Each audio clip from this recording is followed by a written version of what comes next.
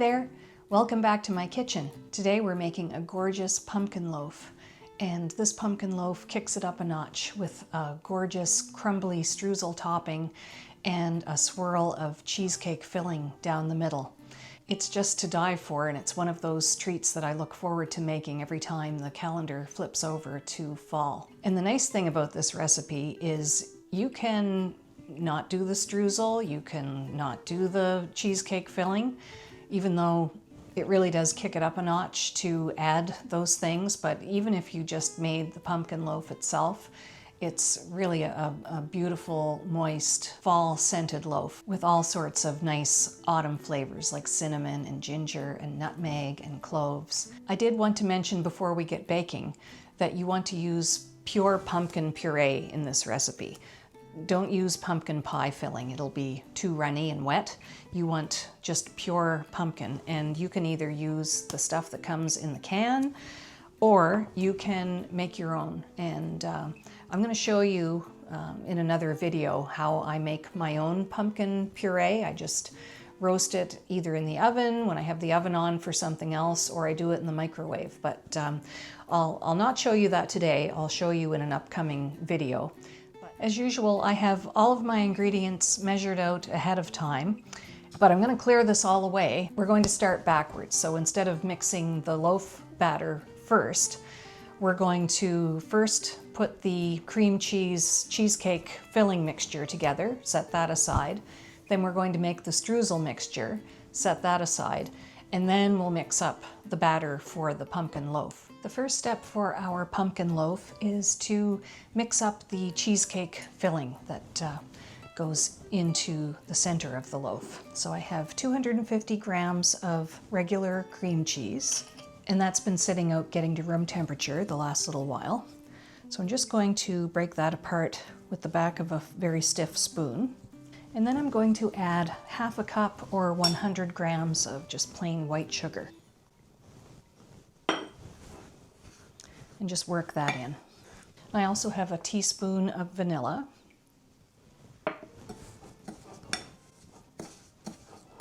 I also have 1.5 tablespoons of cornstarch. That's about 12 grams of cornstarch.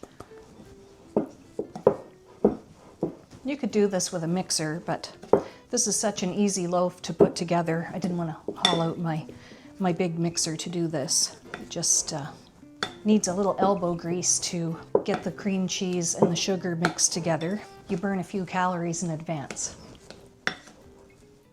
So that's softening up nicely. And one of the nice flavors in this pumpkin loaf is that of orange. So I have just a plain orange here, and I'm going to grate the zest into the cream cheese filling. So I just have a microplane, and I'm just going to go all over the orange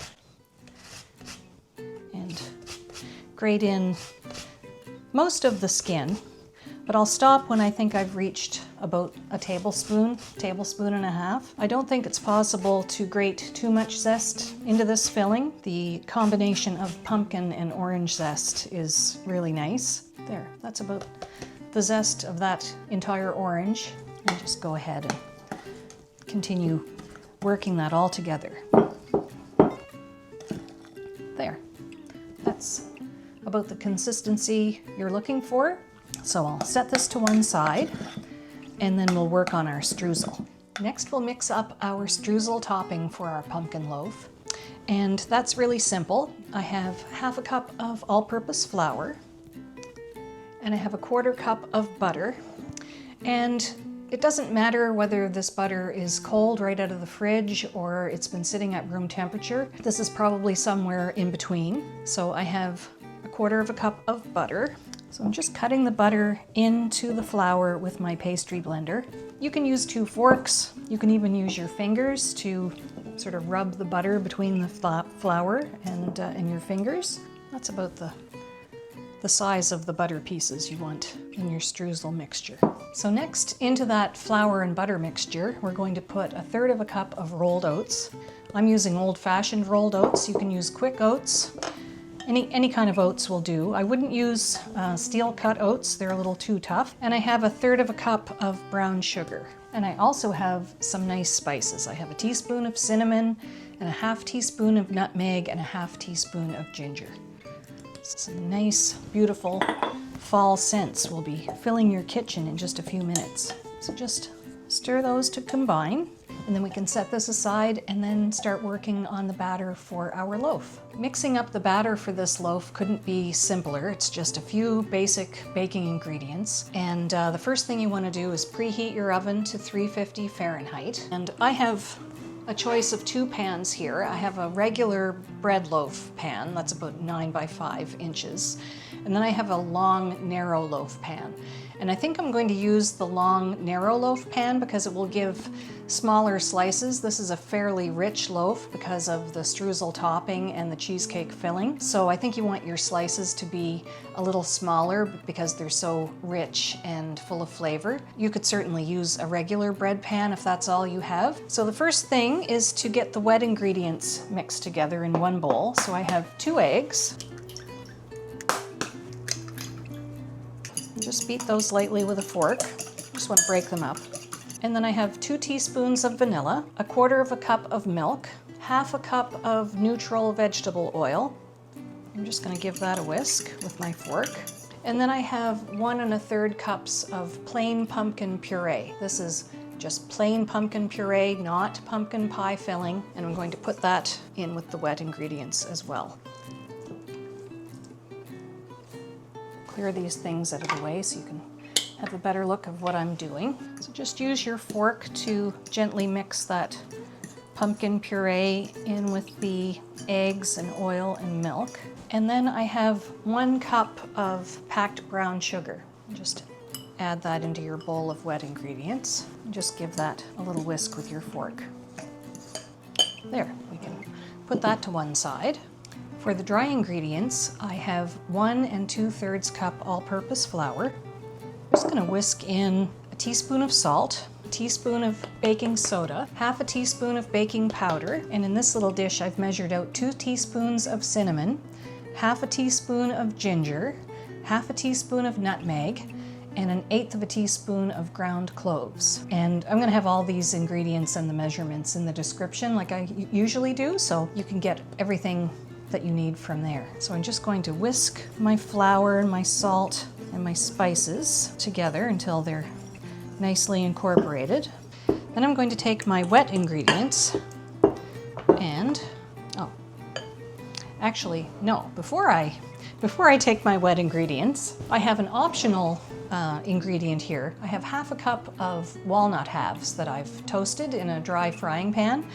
And I'm going to just give these a rough chop and then I'm going to stir those into my dry ingredients. So this is entirely optional if you don't like nuts or you're unable to eat nuts for whatever reason. Maybe you have an allergy, leave them out. But walnuts are really nice with any sort of fall baking, and they're especially nice in this loaf. So I'm going to give these a rough chop.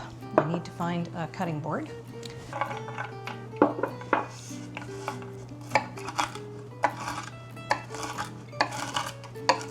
If walnuts aren't your thing, you could use pecans.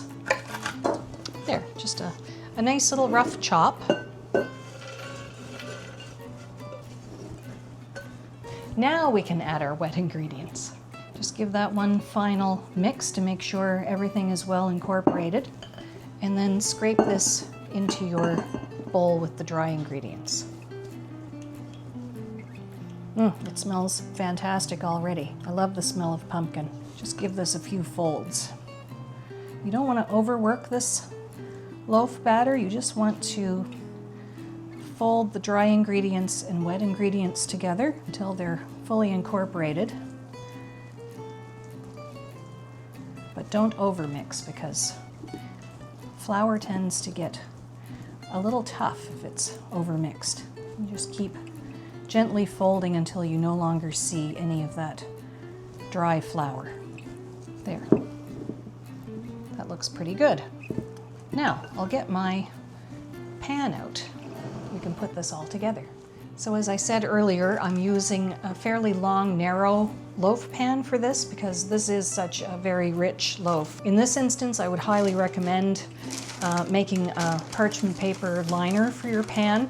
because this is going to have a streusel topping, you want some handles to help you lift this out of the pan once the loaf has baked, because you don't want the streusel flying everywhere.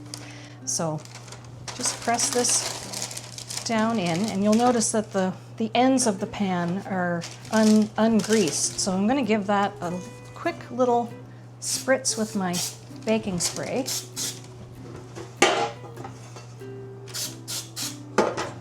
And even the parchment paper, I'm going to give a little spritz. So I have my batter, and I'm going to pour half of this into the pan, just very carefully.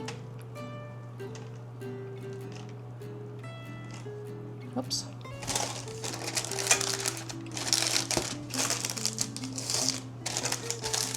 And if your parchment paper does not behave, like mine is not behaving, go to your clothespin bag. Just grab a couple of clothespins and just clip that out of the way. Then it won't fight you as you're trying to get your batter into the pan. Okay, so just smooth that out a little bit and push the batter into the corners. And then start taking your cheesecake filling and drop this by spoonfuls down the center of your loaf.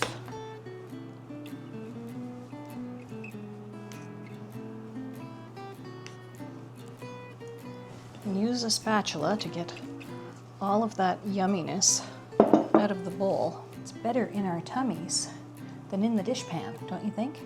Now, with the remaining batter, go all along the loaf pan.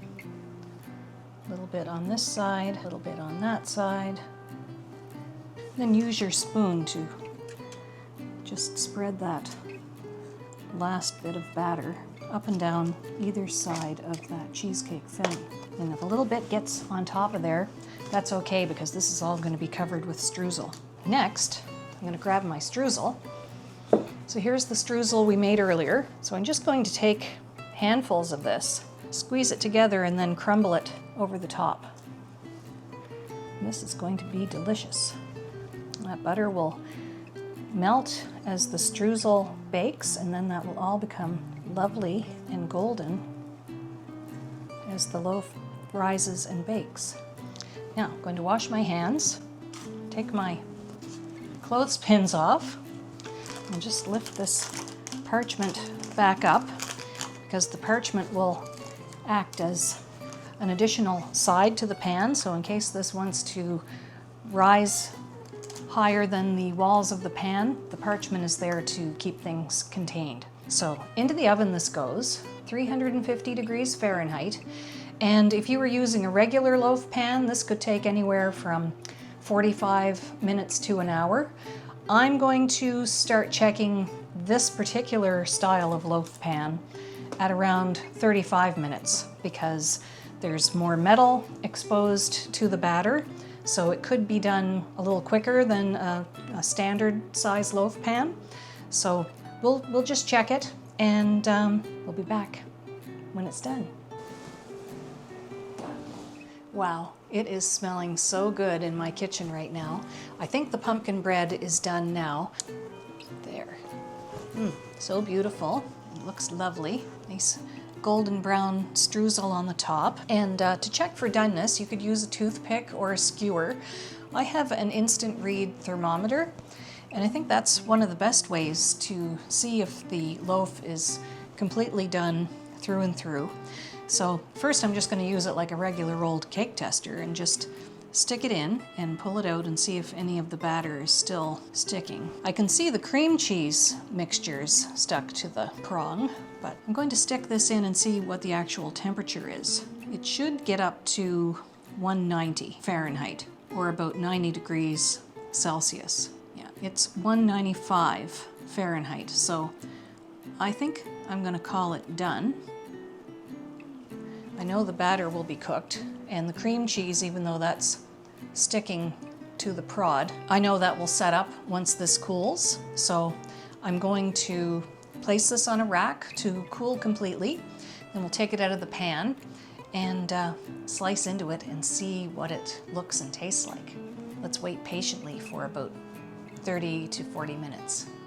Well, our pumpkin loaf has cooled nicely. I took it out of the pan and took the parchment paper away, and it's still a little warm, but I think we're safe to try and cut into it.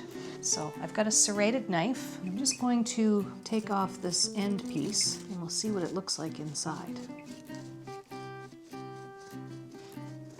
Oh, very nice. So we have our lovely moist pumpkin loaf and our nice little layer of cream cheese filling that's scented nicely with finely grated orange zest, and a beautiful streusel topping. So I'll just cut a few more slices. It's still fairly delicate at this stage, so just be careful as you're cutting through that streusel. I'm gonna switch to a sharper knife. Oh yeah, beautiful, beautiful. So I think you definitely need 2 knives, one for getting through the streusel layer, and I think it won't be this difficult when the loaf has cooled completely. Be gentle with it, so take a serrated knife to get through the streusel, and then a sharp chef's knife to slice through the rest. I'm just going to try and lift that onto a dessert plate. Hopefully you can see the gorgeous moist pumpkin loaf layer, and then this tunnel of gorgeous orange scented cream cheese cheesecake filling, and the lovely golden streusel top. How about we taste it and see what it's like? That is a gorgeous looking pumpkin loaf. And you see what I mean about it being a very rich loaf with that tunnel of cream cheese filling in the middle and the streusel on top. So let's give it a taste. Wowza, wowza. That is an incredible pumpkin loaf. Beautifully spiced with cinnamon and nutmeg and ginger, and there's a little bit of clove. And then there's walnuts studded throughout. And then the cheesecake tunnel that goes through the loaf, it has the most delicious orange flavor. And then the streusel topping is just lovely too. It's crisp and sweet. I should say, I know I mentioned earlier that a long, narrow pan might be done a little sooner. I checked this at the 35-minute mark, the 40-minute mark. It took a good 45 minutes for this long, narrow pan. So I'm thinking if you're baking it in a standard size bread pan that's a little shorter and wider, you're probably going to need to bake it for 50 to 60 minutes. So just be forewarned, it's a very dense cake, dense loaf, I should say. And it's gonna take a while to bake, but just keep your eye on it. My oven tends to run hot. Everyone's oven is a little different. And you'll have success with this, I think. I sort of mangled the first 2 pieces when I cut it. I was a little over exuberant. It wasn't quite cool enough to cut, but we were dying to have a taste of this. So let it cool completely. Keep it in the fridge. It'll keep in the fridge for a couple of days. But thanks so much again for hanging out with me in my kitchen. I love spending time with you, and I really enjoy your nice comments. And I hope you're doing some fall baking too. Let me know what you're making. Bye for now.